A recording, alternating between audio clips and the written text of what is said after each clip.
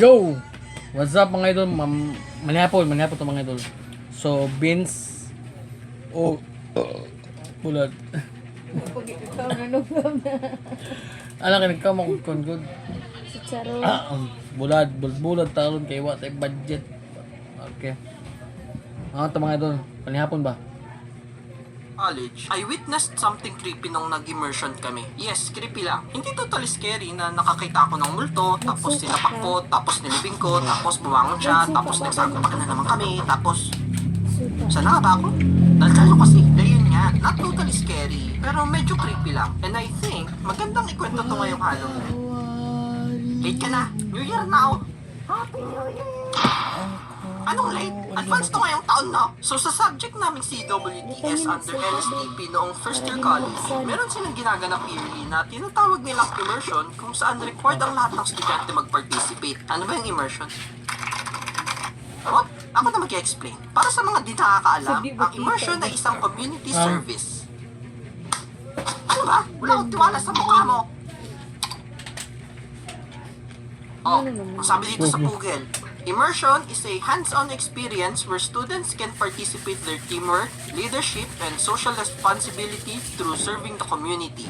Oh, and the community service nga, 3 days, 2 nights daw kami doon, Friday to Sunday, at sa kabundukan ng Batangas ang destinasyon. E di kami namang magkakaklase, natuwa, kasi parang magiging pahinga na rin namin yun mula sa ilang gabi naming pagpupuyat para sa mga buwisit na plates na yan eh. Class, yung plates sa Monday na pasahan, ay ma'am, may immersion po kami ng weekends. Baka po pwedeng ma-move yung submission. Oo naman, okay ako dyan. Yay! Paagahin natin. Fast forward ng ilang linggo at dumating ang araw ng aming immersion. Tigil mo na yan. Lahat ay nasa university na alas 5 pa lang ng umaga. Excited habang hinihintay yung mga bus na maghahatid sa amin. Sir, nasaan na yung bus? Malapit na raw eh. By the way, maraming section and programs ang kasama. Hindi lang kami ng mga architecture students. And bawat programs ay may kanya-kanya rin kasamang instructor na nag-handle sa kanila. Bale, yung instructor namin sa architecture ay si Sir S. Codename lang yan. Konting background lang sa instructor namin. So, si Sir S ay isang mabait, maunawain, matulungin, at medyo kakaibang instructor. Kakaiba dahil bukas ang third eye niya. Ewan ko, ayon sa kanya. So, nakakita siya ng mga bagay na hindi usually nakikita ng mga mata natin. Alam niyo na, mga multo, engkanto, cheaters. Jowa mo, oh! Wala ko nakikita. Kaya kalmado rin yun lagi kasi feeling ko wala naman na ibang makakapagpasiglang sa kanya. Bakit sir? Ano nakita niyo?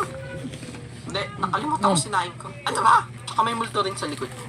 Actually, marami pa nga siyang suot sa tagimat eh. Nakatago lang sa loob ng shirt niya. Panlaban daw sa mga engkanto. Sir, ano pang nagimat meron ka dyan bukod sa panlaban sa multo? Eto, pansangga ng bala. Talaga? Sige sir, sanggain mo to! Since marami siyang kaalaman sa paranormal stuff, binalaan niya kami lahat beforehand na, class, kahit anong mangyari, pagpunta natin doon, huwag kayong mangingialam ng kung ano-ano. Medyo liblib na lugar ang pupuntahan natin. Baka may mabulabog kayo.